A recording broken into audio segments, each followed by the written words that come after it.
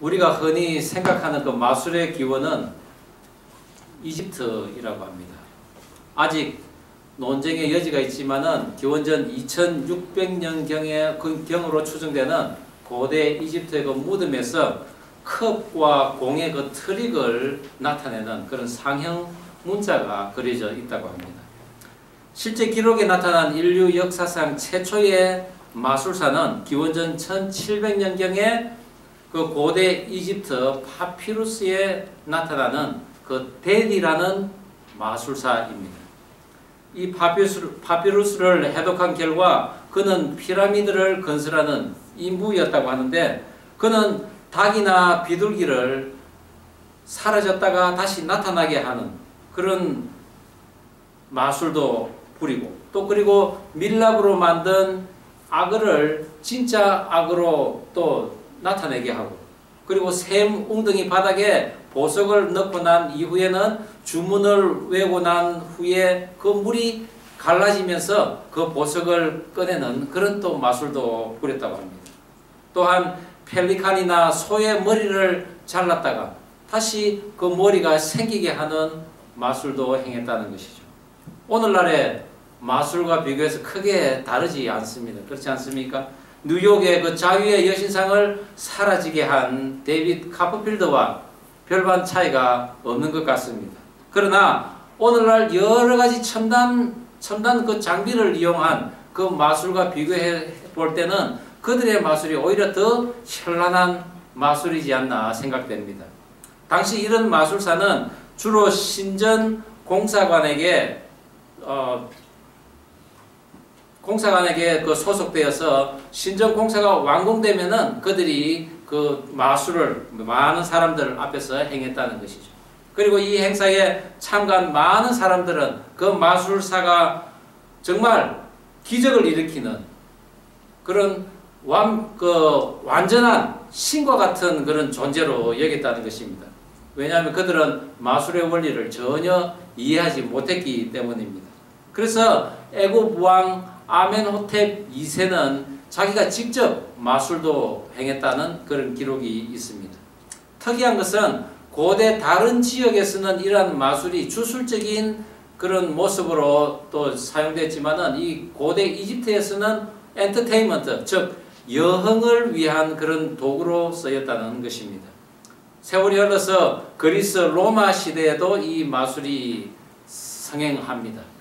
사도행전에 보면은 베드로가 만난 그 시몬이라는 마술사가 나옵니다. 그리고 사도 바울이 소아시아에 전도하러 다닐 때에 거기에 바예수, 예수의 아들이라고 사칭하는 그런 또 마술사도 만나는 기록이 있습니다. 다 그들은 남들의 눈을 속이는 그 마술사였습니다. 여러분은 사실 이 같은 마술이 다 눈속임이라는 것을 알고 계실 것입니다. 그런데 속은 사실을 알면은 너무나 기가 막히지만은 실제로 이 불가능한 일이라고 생각하던 그 일들이 실제 눈앞에 일어나니까는 경악을 하는 것입니다. 너무나 감쪽같이 속이기 때문에 실제 일어난 일이라고 우리는 생각하는 것입니다. 더군다나 규모가 큰 그런 마술을 할 때는 수많은 사람들이 동원됩니다. 그러나 그 동원되는 사람들은 거짓된 것을 보고 있을 뿐입니다. 그러나 하나님께서 보이시는 이적은 다릅니다. 그것은 진실이기에 그것을 함께하는 그 사람들에게 직접 하나님께서 체험케 하시고, 그리고 그 이적을 행하신 하나님을 찬양하게 하신다는 것입니다. 마술 때 동원된 많은 사람들이 마술사를 칭송합니까? 찬양합니까? 그렇지는 않습니다. 그래서 하나님께서는 일을 하실 때는 먼저 말씀으로 선포하시고, 그리고 사람들과 함께 그 일을 진행하신다는 것입니다. 왜 사람들과 더불어 하십니까? 하나님께서는 그 사람들을 내가 하는 그 일의 정인이 되라고 하시는 것입니다. 마술을 하는 곳에는 거짓의 정인들이 있지만 하나님의 이적이 행해지는 곳에는 진실의 정인들이 있는 것입니다. 저는 저와 여러분들이 이 세상 살아가면서 쏟고 속이는 그런 거짓된 정인의 모습이 아니라 정말 착하고 선하고 진실된 그런 모습의 삶을 살아가는 진실의 정인의 모습으로 살아가기를 간절히 바랍니다. 영원 전부터 영원까지 그리고 스스로 계신 그 여호와 하나님께서는 과거에 아브라함에게 약속하신 내가 너로 하여금 큰 민족을 이루리라. 내 자손은 하늘의 별과 같이 바다의 모래와 같이 많게 하리라는 그 약속을 오늘 지키셨습니다. 그리고 오늘 이 순간에는 너의 후손이 400년 동안 이방 민족을 섬기다가 내가 너의 후손들을 내가 약속한 젖과 꿀이 흐르는 가나안 땅으로 인도하리라는 그 약속을 오늘 지키려고 오신 것입니다. 그리하여 무거운 그 바로의 짐에서 너희들을 빼내리라고 지금 일을 하시는 것입니다. 그것을 위해 오래전부터 이 일을 감당할 모세와 아론을 그들 조상에 대한 저주를 풀어서라도 사용하시고자 그들의 족보를 지금 보여주셨습니다. 하나님께서 모세에게 명령하고 그리고 모세는 그 명령을 아론에게 전하고 아론은 그 명령을 바로에게 선포하는 것입니다. 하나님께서는 사실 전지전능하신 분 아니십니까? 불가능이 없으신 하나님이십니다. 그런데 하나님께서는 혼자서 애국 군사들과 바로들을 얼마든지 제압하시고 이스라엘 백성들을 이끌어 내실 수 있는 분이십니다. 그런데 하나님께서는 그렇게 안 하십니다. 혼자 안 하십니다. 나의 정인과 함께 땀을 흘리고 힘을 합쳐서 하나님의 나라를 이루기를 원하시는 분이 바로 하나님이시기 때문입니다. 오늘 본문에서 하나님께서는 모세와 아론을 통해 바로 앞에 지팡이를 던지게 하여 그 지팡이가 뱀이 되게 합니다. 그리고 애굽 하숫가를 지팡이로 쳐서 피가 되게 하십니다. 그러나 하나님의 일을 방해하는 세력도 만만치 않습니다. 그들도 무리를 지어서 힘을 합쳐서 하나님의 일을 방해하고 하나님의 백성을 공격하는 것입니다. 결코 그들은 만만한 존재가 아닌 것입니다. 그래서 계시록 12장 9절에는 마귀를 온 천하를 깨는 자요 그리고 많은 그의 하수인들을 끌고 다닌다고 하고 있습니다. 애굽의 술사들도 지팡이를 뱀이 되게 합니다. 그리고 물을 쳐서 또한 피가 되게 합니다. 그러나 그것은 속임수에 불과한 마술인 것입니다. 그런 것은 하나님의 능력 앞에는 그냥 무너질 수밖에 없는 것입니다. 오늘 저는 거짓된 사람의 속임수를 무너뜨리는 하나님의 이적에 대해 진실된 정인과 거짓된 정인들의 그런 모습은 어떤 것인지 너의 지팡이를 바로 앞에 던지라 라는 제목으로 함께 말씀을 나누고자 합니다. 기적과 같은 하나님의 일을 이루시는 것, 그 첫 번째는 모세와 아론이 함께 하나님의 명령을 행했다는 것입니다. 본문 우리 7장 6절 말씀 한 목소리로 다시 한번 읽어보겠습니다. 시작. 아론이 여호와께서 자기들에게 명령하신 대로 행하였더라. 그렇습니다. 진실된 정의는 힘을 합쳐서 순종하는 것입니다.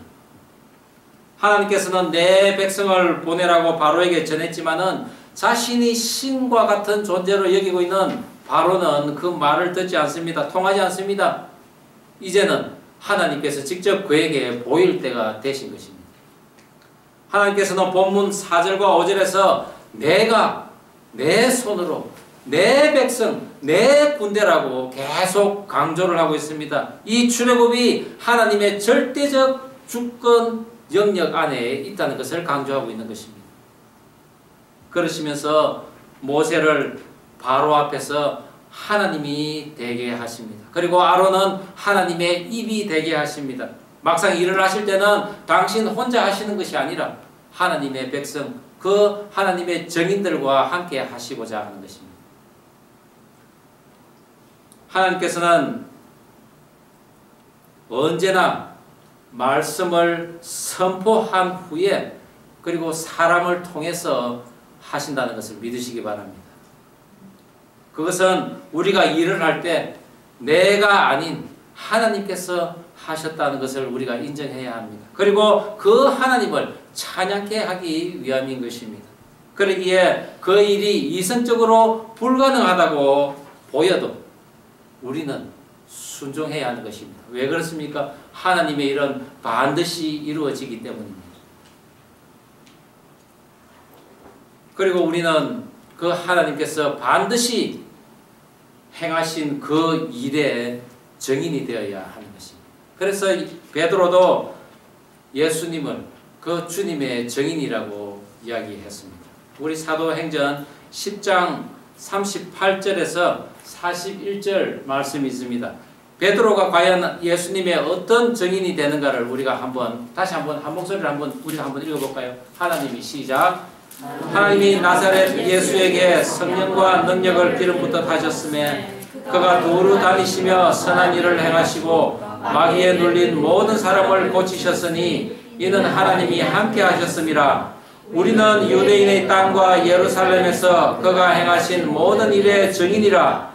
그를 그들이 나무에 달아 죽였으나 하나님이 사흘 만에 다시 살리사 나타나시되 모든 백성에게 하신 것이 아니요 오직 미리 택하신 증인 곧 죽은 자 가운데서 부활하신 후 그를 모시고 음식을 먹은 우리에게 하신 것이라. 이러한 예수님의 증인이 된 베드로는 나타날 영광에 참여할 자라고 자신을 그렇게 소개하고 있습니다.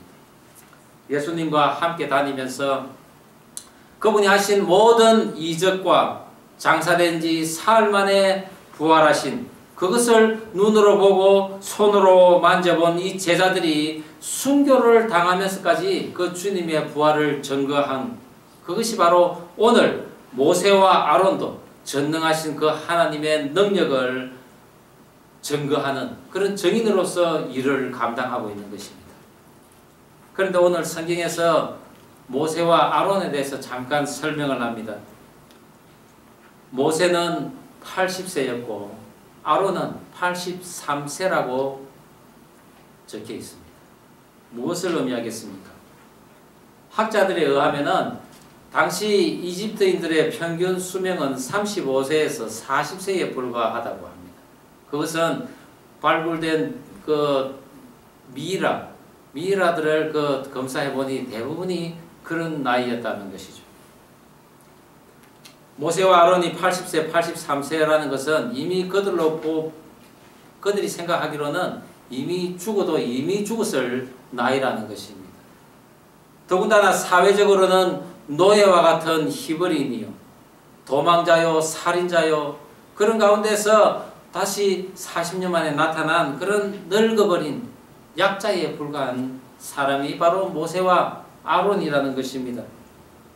그러나 하나님께서는 이런 노인이라도 하나님께서 큰 역사를 맡기시는 것입니다. 하나님께서는 이런 사회적 기반이 없는, 기댈 것 없는 이런 사람들도 들어 쓰신다는 것입니다. 더군다나 120세까지 정정하게 살게 하십니다. 여러분, 내가 지금 약하다고, 무엇인가 부족하다고 나에게 주어진 일 나는 못한다고 절대 생각하지 마십시오. 하나님께서 쓰시면 할 수 있습니다. 우리 옆 사람 함께 보시면서 축복하면 좋겠습니다. 하나님께서 쓰시면 할 수 있습니다. 우리 옆 사람 보고 한번, 예, 하나님께서 쓰시면 할 수 있습니다. 아멘. 이렇게 모세와 아론의 나이를 나타낸 또 다른 배경이 있습니다. 그것은 하나님의 일을 감당하는 분명한 때가 있다는 것입니다.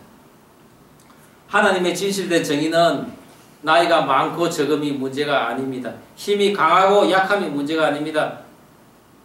그리고 경제적으로 부하고 가난함이 문제가 아니라는 것입니다. 여러분은 지금 나이가 어떻게 되십니까? 하나님의 일을 감당하기에 너무 어리다고 생각하십니까? 아니면 나이가 이미 많다고 생각하십니까? 나는 하나님의 일을 할 형편이 지금 아니야 라고 생각하십니까? 그렇지 않습니다. 하나님께서 하시고자 하면은 지금 내 형편과 내 사정이 문제가 결코 될 수가 없습니다. 올해 지금 내 나이가 17세요, 20세요, 25세요, 30세요, 아니 55세라 그래도 이때가 바로 하나님께서 크게 역사하시는 때라는 것입니다. 왜냐하면 나는 하나님의 진실된 증인이기 때문에 혼자 감당하기는 너무 힘듭니다. 저 주위에는 도와줄 사람이 없습니다. 그런 분이 계십니까? 그러니 오늘 말씀대로 함께 해야 하죠. 하나님께서 하나님의 말씀을 지켜 행하는 자, 진실된 증인에게는 강한 팔로 붙들어서 이기게 하신다고 했습니다. 함께 하심으로 말입니다. 하나님께서 함께 하신다는 이 함께라는 단어는 임이라는 히브리어인데 곁에라는 단어입니다. 하나님께서 그 곁에 계시다는 것입니다. 이 단어는 또한 결합하다는 그 단어에서 유래되었습니다. 결합이 뭡니까? 함께 모이는 것입니다. 그래서 신약에서는 하나님 나라로 부르심을 받은 자들이 모이는 곳, 그곳이 바로 교회라고 했습니다. 에클레시아. 예수님께서도 두세 사람이 내 이름으로 모이는 곳에는 나도 그 중에 있느니라 라고 말씀하셨습니다. 모세와 아론의 직계 조상이자 레위의 둘째 아들인 그 고핫이라는 이름에 모임, 집회라는 뜻이 있다고 우리가 지난 설교 때 말씀드렸습니다. 그 이름대로 그 후손인 모세와 아론이 지금 함께 모여서 하나님의 사명을 감당하고 있습니다. 지금 그들의 모습이 주님의 몸된 교회, 즉 진실된 증인들이 모여서 예배하는 곳, 바로 교회의 모습인 것을 우리는 볼 수 있어야 한다는 것입니다. 그래서 교회는 잘나고 권세 있는 자들이 모인 곳이 아닙니다. 소외당하고 힘없고 상한 심령이 모여서 하나님 나라를 사모하며 기도하는 곳입니다. 그리고 그곳에서 기도한 모든 일들이 이루어지는 역사에 대해서 하나님을 찬송하고 그 하나님의 증인이 되어야 하는 것입니다. 여러분은 주님의 몸된 교회에서 얼마나 함께 일하고 있습니까? 그리고 얼마나 하나님의 그 말씀에 순종하고 있습니까? 혹여 예배만 드렸다고 오늘 할 일 다 했다고 그렇게 생각해서는 안 되는 것입니다. 교회마다 차이는 있지만 저희 교회도 지역 특성상 현재는 주중에 따로 예배 드리고 기도하고 그리고 찬양하는 그런 시간을 가지지 못하고 있습니다. 그래서 주일 예배 후에 성경 공부하고 찬양 연습하는 그런 시간을 우리가 가지고 있습니다. 그러나 이 모두가 하나님의 사명을 감당하는 그 시간의 연장이라고 우리는 생각합니다. 왜냐하면 그 시간에 나에게 부족한 영적인 양식을 채울 수 있는 시간이요, 또 나의 믿음의 깊이가 더해지는 시간인 것입니다. 하나님의 진실한 증인이 되어가는 시간이기 때문입니다. 여러분에게 올 한 해 성경 일독을 제안했습니다. 그 시간이 하나님을 다시 만나는 그런 사명을 받는 시간임을 명심하시고 게을리하지 않기를 다시 한번 강조드립니다. 이렇게 함께 합심하여 노력할 때 하나님의 나라가 이 땅에, 아니 여러분의 마음 안에 세워지는 것입니다. 우리가 비록 모세와 아론같이 소외당하고 그리고 힘을 쓸 수 없는, 사회에서 기득권을 행사할 수 없는 그런 위치에 있다 하더라도 하나님의 명령에 순종하며 함께 나아가는 진실된 증인의 삶을 살아갈 때 하나님께서는 우리에게 하나님과 같이 되게 하시고 하나님의 입이 되게 하신다는 것입니다. 내게 능력 주시는 자 안에서 내가 모든 것을 할 수 있느니라, 하나님의 진실된 증인으로 살아갈 때 지금 내 나이에 이 시기에 하나님의 크신 역사가 일어날 것을 믿으시기 바랍니다. 기적과 같은 하나님의 일을 이루는데 두 번째는 바로와 애굽의 술사들이 대적을 한다는 것입니다. 우리 본문 11절, 12절 그리고 22절 한 목소리로 다시 한번 읽어보겠습니다. 바로도 시작. 그 애굽 요술사들도 그들의 요술로 그와 같이 행하되 각 사람이 지팡이를 던짐에 뱀이 되었으나 아론의 지팡이가 그들의 지팡이를 삼키니라. 애굽 요술사들도 자기들의 요술로 그와 같이 행함으로 바로의 마음이 완악하여 그들의 말을 듣지 아니하니 여호와의 말씀과 같더라. 거짓된 정인들은 진실을 외면합니다. 그리고 하나님께 대적을 합니다. 오늘 하나님의 명령대로 이적을 보이는 그 모세와 아론에 대항하여 애굽의 그 박사와 술사들도 함께 힘을 모아서 마술을 합니다. 그들은 점성술, 인문학, 그리고 지리학 등 폭넓은 식견을 가지고 있는 자들이요, 또한 태양신을 섬기는 제사장들입니다. 또한 점을 치고 마술을 부리는 자들입니다. 이전에 하나님께서 모세에게 보이신 것 같이 아론의 손에 있는 지팡이를 던져서 뱀이 되자 바로도 애굽의 술사들을 불러서 똑같은 일을 하게 합니다. 애굽의 술사들도 뱀을 만드는 것인데, 이 애굽의 요술사라는 이 후르라는 단어는 속이다, 감추다라는 뜻을 가지고 있습니다. 그렇습니다. 그들은 하나님의 그 진실된 이적이 아니라 쏟고 감추고 하는 그런 마술을 부릴 뿐인 것입니다. 코브라와 같은 뱀들은 목 주변의 근육을 그 마비시키면은 뻣뻣해진다고 합니다. 그래서 이 애굽의 마술사들도 아마 이같이 마비된 뱀을 던짐으로써 마치 막대기가 뱀이 된 것처럼 그렇게 속임수를 쓴 것이라고 주석가들은 이야기하고 있습니다. 그러나 아론의 지팡이는 그들의 지팡이를 다 삼켜버렸습니다. 이 지팡이를 삼킨다는 데는 특별한 의미가 있습니다. 바로의 그 왕관에 코브라 형상의 장식이 있습니다. 그것은 이집트의 그 와디에트라는 신의 형상을 의미합니다. 그래서 아론의 지팡이가 애굽 술사들의 그 지팡이를 삼킨 것은 하나님의 권능이 우상의 그 신을 굴복시킨 것이요, 진리가 속임수와 거짓을 삼켜버렸다는 의미인 것입니다. 그러나 애굽의 술사도 지팡이로 뱀이 되게 할 수 있음을 본 바로는 궁으로 돌아가 버립니다. 하나님의 경고를 무시하고 있는 것입니다. 우리도 말씀으로 경고 받을 때가 있습니다. 그럴 때 즉시 돌아서야 합니다. 그렇지 않으면 매를 맞습니다. 매를 맞아야 하는 것, 그것은 매를 든 사람이나 매 맞는 사람이나 다 피차 아픔이 있는 것입니다.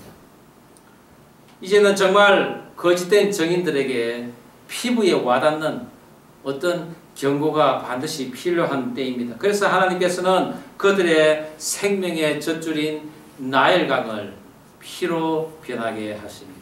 세계에서 가장 긴 나일강, 총길이 6,690km라는 그런 나일강, 애굽의 중심부를 지나는 생명의 근원이요 신으로 추앙받는 이 나일강을 하나님께서는 피로 변하게 하십니다.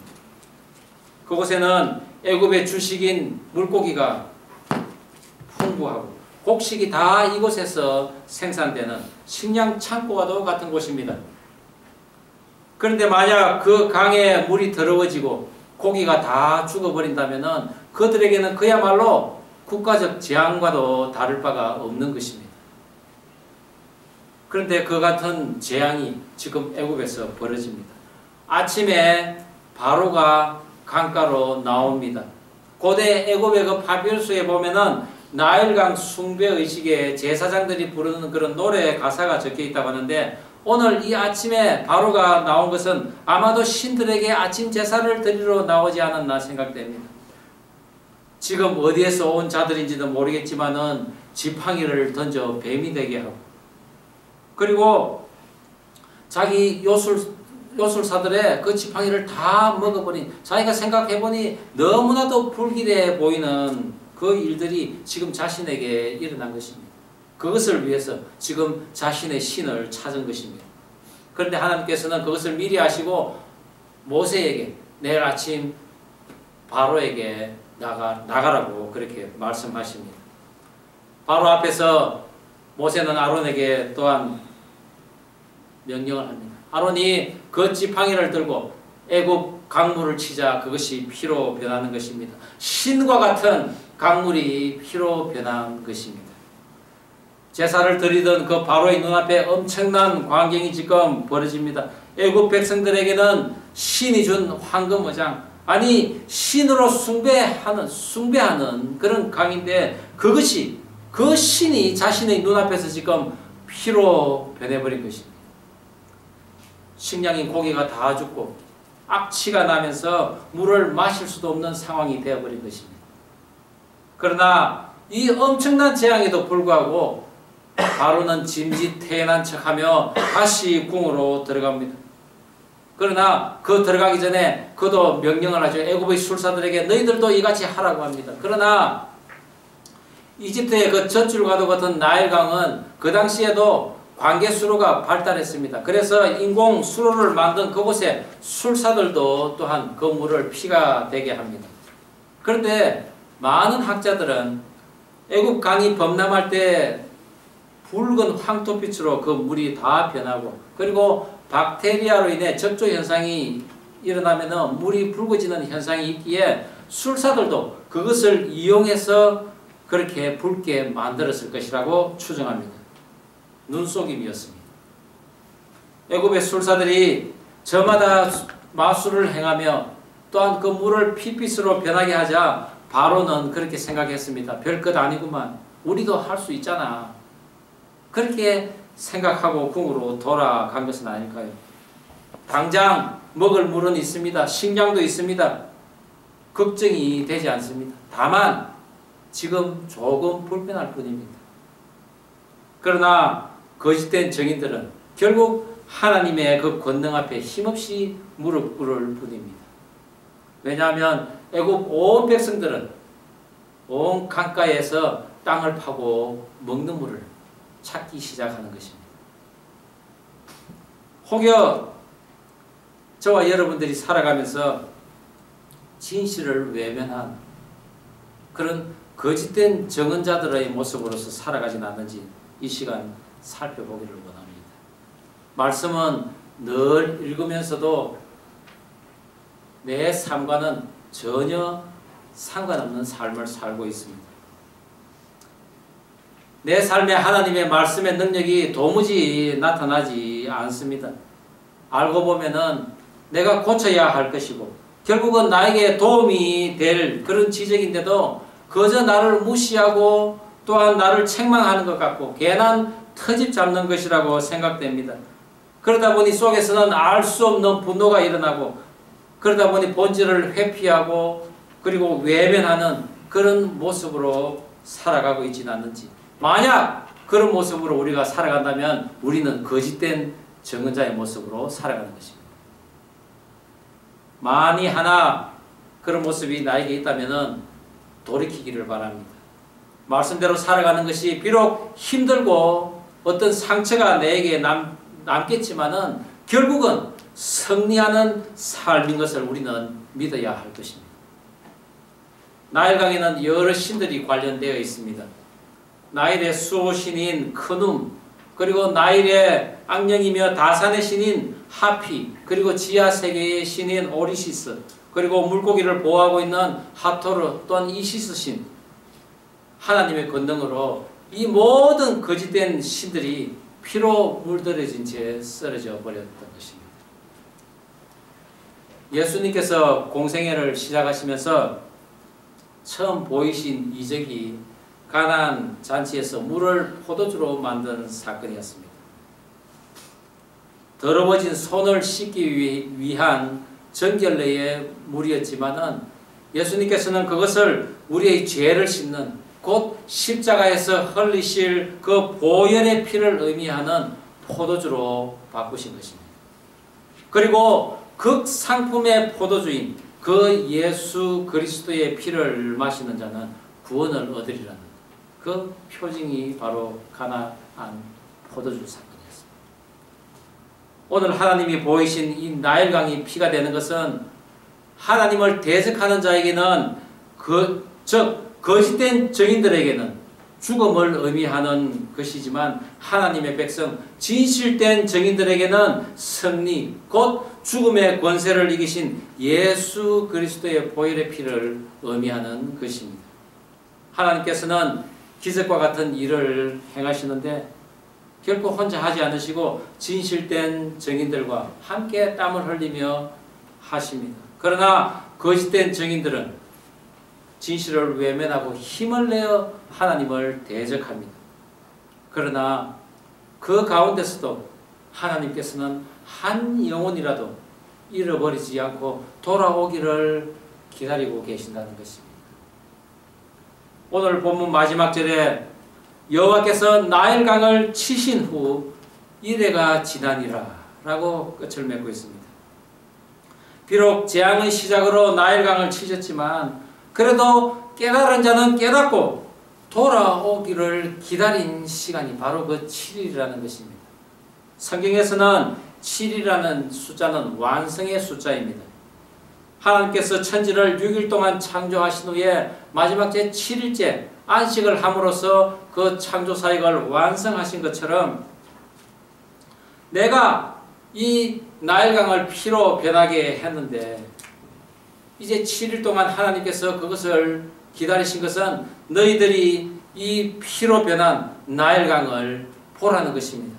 그리고 너의 거짓신들은 다 죽었으니 참 신이신 나에게로 돌아오라는 그것을 기다린 7일이라는 것입니다. 그렇습니다. 거기에는 악인조차도 돌아오기를 기다리시는 하나님의 은혜가 있었던 것입니다. 마술의 비밀을 폭로하는 그런 프로그램이 있었습니다. 거기에 출연한 마술사를 많은 다른 마술사들이 비난을 했다고 합니다. 자신들이 생계가 끊기기 때문입니다. 사단은 거짓된 증인들이 이 세상에 온통 널려 있기를 원합니다. 이 세상을 거짓된 증인으로 가득 채우려고 하고 있습니다. 왜냐하면 진리가 드러나기를 싫어하기 때문입니다. 그러나 우리는 진실된 증인이 되어야 합니다. 그 거짓된 증인들을 물리쳐야 하는 것입니다. 너의 지팡이를 바로 앞에 던져라. 우리 모두가 하나님의 나라를 이루어가는 데 있어서 힘을 합쳐서 하나님의 그 명령을 따라야 할 것입니다. 비록 사단의 세력도 힘을 합쳐서 그 거짓된 모습으로 악을 고수하려고 하지만은 분명한 것은 진리는 언제나 승리한다는 것입니다. 그 진리 되시고 사랑 되신 예수 그리스도를 증거하는 진실한 증인들이 바로 우리라는 사실을 인지하시고 그 예수 그리스도를 온 천하에 전하며 복된 삶을 살아가는 저와 여러분 되기를 주의 이름으로 축원합니다. 기도하시겠습니다. 우리 이 시간 다 함께 좀 짧은 시간이나마 함께 기도하면 좋겠습니다. 그렇습니다. 하나님, 우리가 온 세상에 만연한 이런 거짓된 것들과 허탄한 신화에 빠져 살 것이 아니라 오직 하나님의 그 진실된 증인의 모습으로 살아가게 해달라고 우리가 기도하면 좋겠습니다. 그리할 때 나에게 능력 주시는 하나님, 힘 주시는 그 하나님으로 인하여 우리는 거짓된 증인들을 물리치며 살아갈 수 있도록 도와달라고 우리가 기도하면 좋겠습니다. 비록 내가 부족하고 상황이 좋지 않더라도 하나님께서 쓰시면 할 수 있다는 그런 믿음으로 우리가 살아가게 해달라고 기도하는 가운데 한 악인이라도 돌아오는 것을 기다려주시는 그 하나님의 은혜로 말미암아 내가 비록 늦었지만은 다시 한번 하나님 앞에 나아가는 나를 기다려주시는 그 하나님의 은혜를 간구하는 이 시간 되어달라고 우리가 기도하면 좋겠습니다. 우리 다 함께 기도하시겠습니다. 하나님 아버지 주신 말씀 가슴에 닿습니다. 온 세상에 만연한 그런 거짓된 것들이 있습니다. 허탄한 신화에 사람들이 빠져 살고 있습니다. 혹시 그 가운데 내가 있는 것은 아닌지 돌아보기를 원합니다. 하나님, 거짓된 것들이 허탄한 신화로 내가 빠져 살고 있다면 돌이켜게 하여 주시옵소서. 진실된 정인의 모습으로 살아가게 하여 주시옵소서. 오직 하나님의 그 진실되고 또한 우리를 복된 인생으로 살게 하는 그 하나님을 의지하며 살아가게 하여 주시옵소서. 하나님의 크신 역사가 나에게 임하여서 하나님께서 쓰시면 할 수 있다는 그런 믿음으로 언제나 살아가게 하여 주시옵소서. 또한 한 영혼이라도 귀하게 여기시는 하나님께서 악인이라도 회개하고 돌아오는 것을 기다려주시는 그 은혜가 하나님 나에게도 있게 하여 주시옵소서. 하나님 도와주시옵소서. 하나님 아버지, 주신 말씀 저희들의 식물이 되게 하시니 감사드립니다. 온 세상에 만연한 거짓된 것들과 허탄한 신화에 빠져 사는 것이 아니라 오직 진리 대신 하나님의 진실된 정인의 모습으로 살아가게 하옵소서.